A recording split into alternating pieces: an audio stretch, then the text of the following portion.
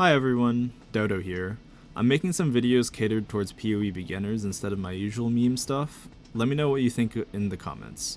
Today we're going to be covering the Mageblood unique belt, the thing people keep bragging about on Reddit. Currently, it's the most expensive unique accessory in the Necro Settlers League, easily surpassing Headhunter by about 100 divines. Clearly, something is up with this belt, and as you can see, it's got some interesting mods, namely the Flask related ones. The rest is not really relevant. If you're having a hard time understanding the words on the screen, let me simplify it a bit. When you wear this belt, your blue rarity utility flasks will always be active. This already sounds kinda nice since you'll be saving yourself a lifetime of carpal tunnel, but it gets even better when you understand the full ramification of what this means. Let's start with the base effects. Here's the Quicksilver Flask. It's got a 40% movement speed base values, which is quite nice, but we can make it better. Since we know that we always have this flask up, we can throw on a bleed immune suffix to prevent bleed and corrupted blood, and since we always have it active, we can completely ignore the reduced duration on it since, again, we don't care about duration anymore. You can see that this will be a recurring theme. On the same note, we can use the 25% increased flask effect prefix since, again, we don't care about flask duration. Now we are bleed immune and run with about 50% increased movement speed. Great, but we can do better. How about enkindling orbs? These bad boys give you up to 70% increased flask effect when you roll them properly.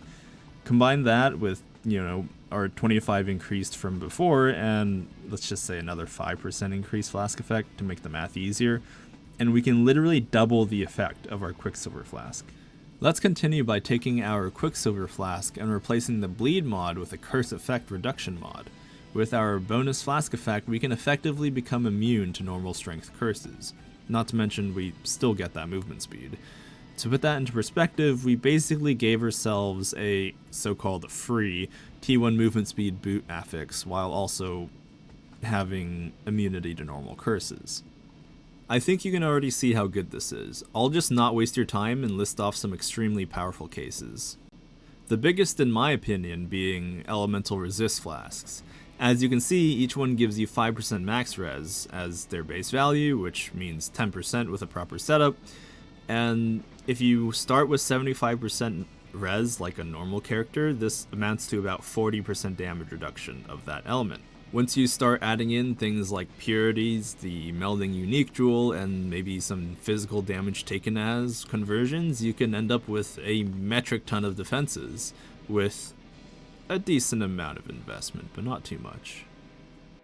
You can also become stun, curse, bleed, and ailment immune with Stormshroud through these flask suffixes, and keep in mind these are suffixes and not the base flask, so you can pretty much guarantee these.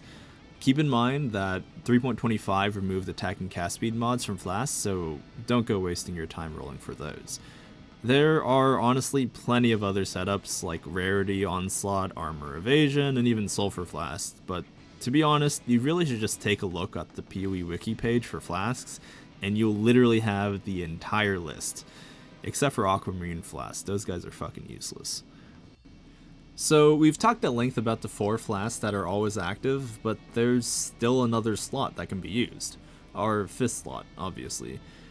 Most people end up running a unique flask in this slot, since remember, Mageblood only affects magic utility flasks.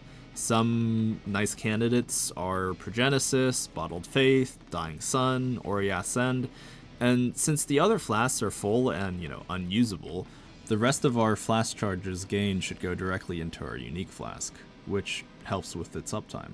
But remember, with the introduction of tinctures in the base game, we can actually fill our 5th slot with a tincture for, the big damages, or we could run a bricked 3 flask Mageblood and still use a unique flask along with a tincture. So if you end up with a corrupted 3 flask Mageblood, don't sweat it, you're probably still fine. Alright, to sum it all up, Mageblood just makes life easy.